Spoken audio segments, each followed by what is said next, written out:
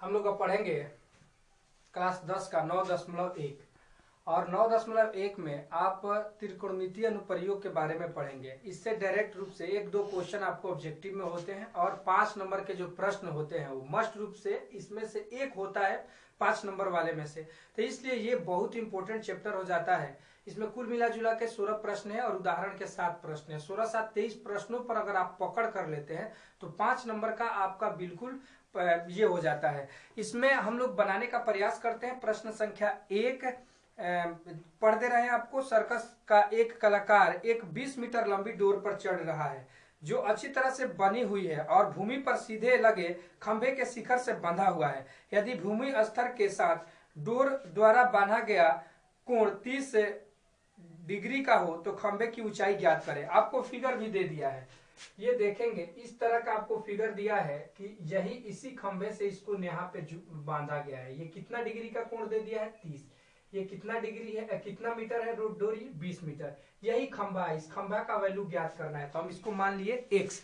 चलिए इस प्रश्न को बनाने का प्रयास करते हैं। पहला प्रश्न है तो इसमें जो ऊंचाई ज्ञात करना है उसको हम लोग मान लेते हैं। माना कि खंभे की ऊंचाई की बात करें तो खंभे की ऊंचाई को हम लोग ने मान लिया x मीटर।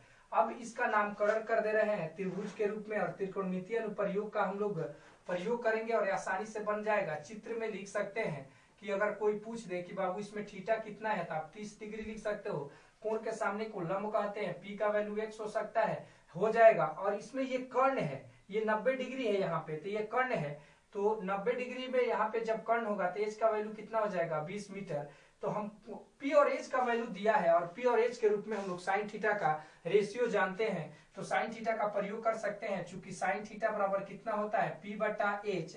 चलिए साइन 30 का मान आप रख सकते हो 30 डिग्री और यहाँ पे 20 बटा H का मान कितना हो जाएगा, एक H का मान 20 दिया है और P का मान x दिया है। 30 का मान 1/2 होता है तो x बटा क्या कर सकते हैं 20, क्रॉस मल्टीप्लाई करेंगे तो ये हो जाएगा आपको 20 गुणे 2x। 2 इधर गुणा में इधर आएगा तो भाग में 20/2 कर सकते हैं। 10 दूना के 20, ये 10 आ जाएगा। इसलिए आप लिख सकते हो कि खंभे की ऊंचाई कितनी होगी तो खंभे की ऊंचाई आप आसानी से बता सकते हो 10 मीटर। इस तरह से आप एक नंबर को हल कर सकते हो।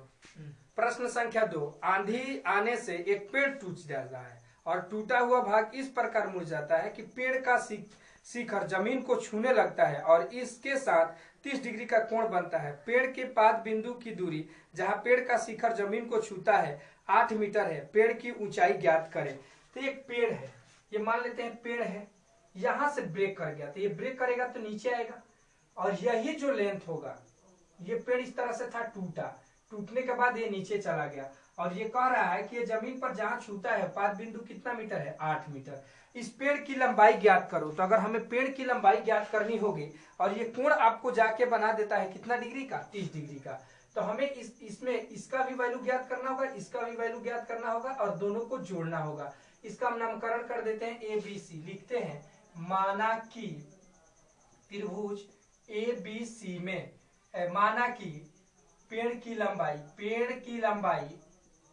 लंबाई को क्या आप मान सकते हो x मान सकते हो, x मीटर। और x यहाँ पे क्या होगा तो AB और AC को जोड़ देंगे। एक बात मैं आपको एक और बात बता दूं कि जो 9.1 प्रश्न को अगर बनाना चाहते हैं तो वो विद्यार्थी आसानी से इस प्रश्न को बना सकता है जो फिगर को बना सकता है।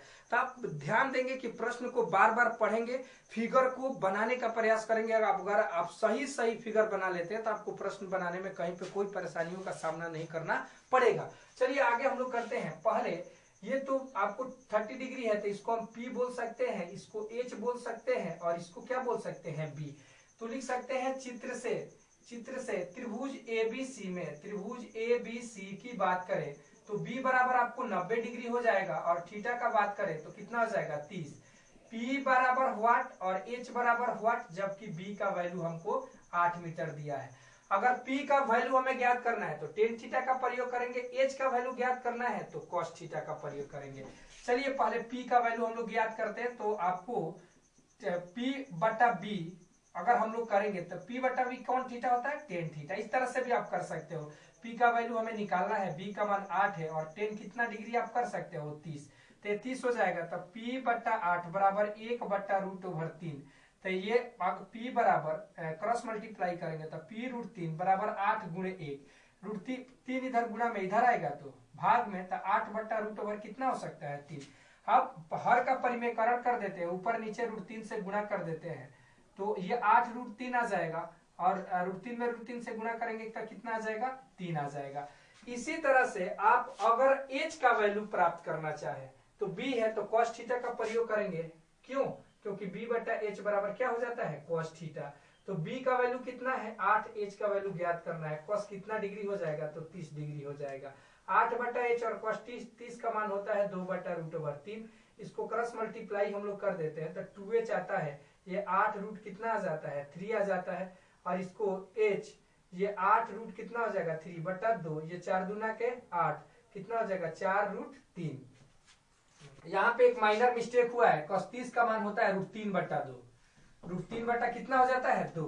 आप देखेंगे 8 बटा h क्या कर सकते हैं √3 बटा 2, ये क्रॉस मल्टीप्लाई करेंगे तो h बराबर h गुणे √3 और 8 दूना के 16 कर सकते हैं। √3 इधर मल्टीप्लाई में है, इधर आएगा तो डिवाइड में हो जाएगा। फिर इसको हम कंजुगेट से हर का परिमेयकरण कर देते हैं, ये आ जाएगा 16√3 बट्टा में कितना आ जाएगा आपको आ जाएगा 3। अब हमें ये पेड़ की लंबाई ज्ञात करना है तो लिख सकते हैं, इसलिए पेड़ की लंबाई तो पेड़ की लंबाई आप देख रहे हो कौन कौन सी लंबाई को जोड़ेंगे p और h को जोड़ देंगे।